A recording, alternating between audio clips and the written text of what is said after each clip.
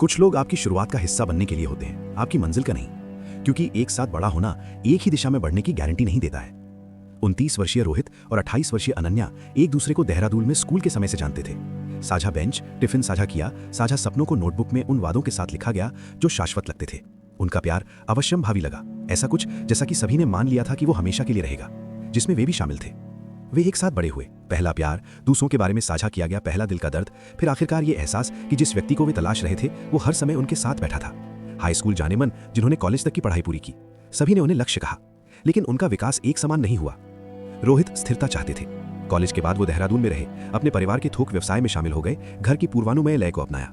उन्होंने परिचित गलियों, पारिवारिक रात्रि भोजों और ये जानने के आराम के साथ कि कल कैसा होगा, एक जीवन की कल्पना की। जल्दी शादी की योजना बनाई। अनन्या आंदोलन चाहती थी, नए शहर, नए विचार, स्वतंत्रता का दावा करने के लिए उसने वर्षों तक इंतजार किया था।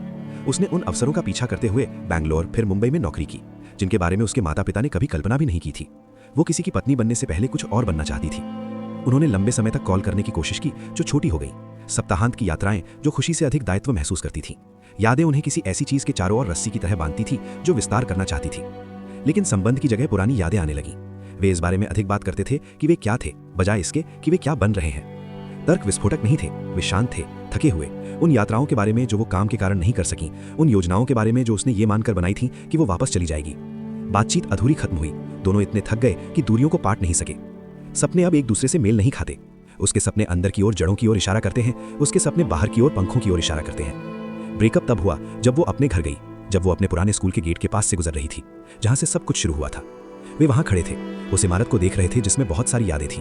वो बेंच जहां उसने पहली बार उसका हाथ पकड़ा था, वो कोना जहां उन्होंने एक साथ पढ़ाई की थी, वो गेट जहां वे हर शाम अलविदा कहते थे और उसके तुरंत बाद पाठ करते थे। अनन्या ने आवाज तोड़ते हुए लेकिन निश्चित रूप से धीरे से कहा, मैं सिर्फ बने रहने के लिए छोटी नहीं बनना चाहती।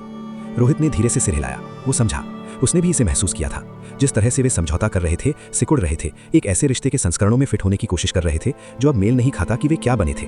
और मैं आपके विकास को रोकने का कारण नहीं बनना चाहता, उसने चुपचाप उत्तर दिया।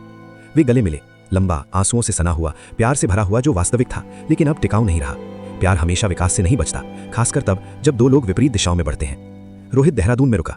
आखिरकार उसने ऐसे व्यक्ति से शादी की जो वही जड़ जीवन चाहता था, जो स्थिरता को सीमा के रूप में नहीं देखता था।